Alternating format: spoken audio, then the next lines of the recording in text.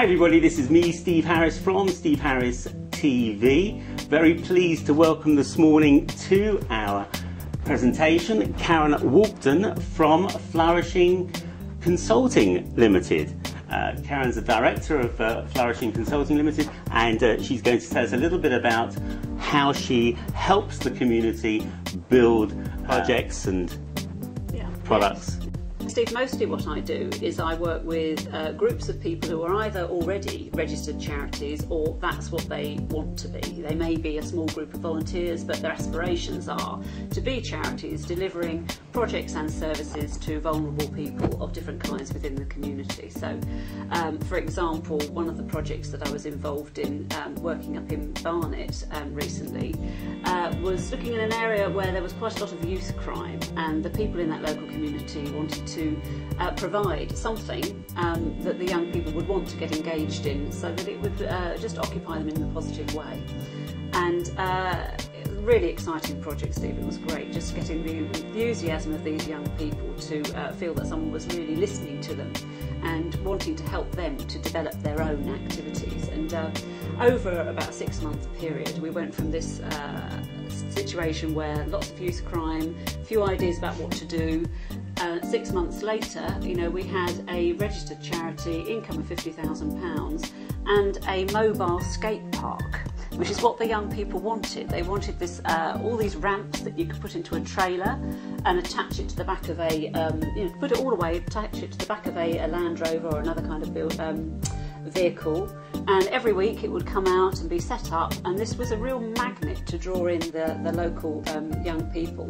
And we worked very much in partnership with people like the Safer Neighbourhood team and some of the people providing housing in the area, and it's worked really, really well. What sort of age group were the children? They're kind of late teens, although there's some a bit older, some a bit younger. But we, you know, the point about it is not to sort of start putting barriers around saying, you're too young, you're too old, but just to say, you know, this is what you need in this local community. You know, come together and everyone. And you provided the track, if you call it a track, and the skates and stuff. Well, my job was actually to get all the background stuff so that this organisation could become registered as a charity. So all the governance, all the funding applications, a bit of marketing. We produced some sort of flyers that could go around so that local businesses could know what we were doing. A bit of networking just to find out who else was doing things in the local area. Just really getting talking with some of the young people about what they might want, and just started to build a bit of a business plan essentially, just to see how operationally this could actually work. And yes, just to say, go back, we do provide. You can use BMX bikes as well as skateboards. So yes, there's equipment, there's the helmets, there's the pads, all those things come as well. So nobody turns up and finds that they can't go because there's enough equipment to offer. We've added on a kind of a cafe to the side of it under a gazebo, so much parents can come and have a chat, you know, and everybody. So I mean, but my role was, you know, for 6 months they had funding for 6 months for someone to come and just do all this background stuff, and that was my part, my contribution to it, and that's the kind of way I work. So it's still very much led by the people in that local community, and my role is rather in the background, doing all those kind of things that provide a good base for the. Who initiated the idea? Well, it was interesting because if you track it right back, the idea for the skate park came from somebody on the Safer Neighbourhood team who'd seen the way in which this kind of thing could operate if you hire something in. And he'd done a bit of research about where you could go, who manufactures these sorts of things.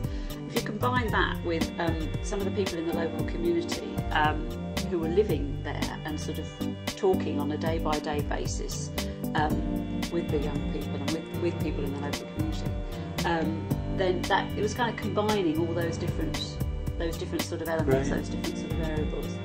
But the organisation is called Barnet Community Projects. That's what the registered charity is, and they are still running this. Still live right now? Yeah, well, in fact, the actual equipment was purchased and started being used about 6 months ago.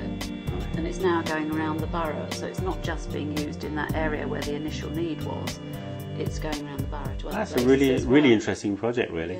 And tangible too, so it's something that... And one of the key things was about making sure that the young people were owning it, you know, so that there were two different sources of funding that we applied for, where the young people had to go and present why they wanted this to happen. You know, one was for Barnet Homes and one was for a Barnet Council pot of funding. And it was really important for them to say, right, this is why we want it. This is how it's going to make a difference to us. Sure.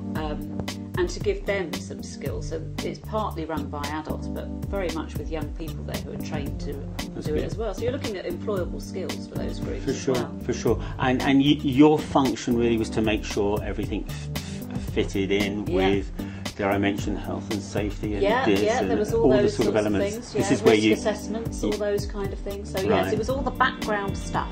Okay. That makes sure that it really does work. What you might call due diligence, I guess, and the funding was a key bit. And just you know. So in a nutshell, your function is if within the community there's an idea and a plan to roll out a scheme that is a charitable based scheme. There may only be an idea. It may be no more than that. Sure. And then you lend your services. It evolves really and becomes something much more concrete.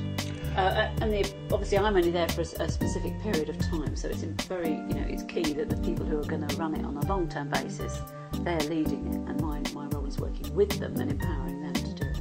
Right. And I've gone on to do something similar in Haringey, on a housing estate there where they're in need. They're still quite working out what it is they need to do. Good. And that's really important.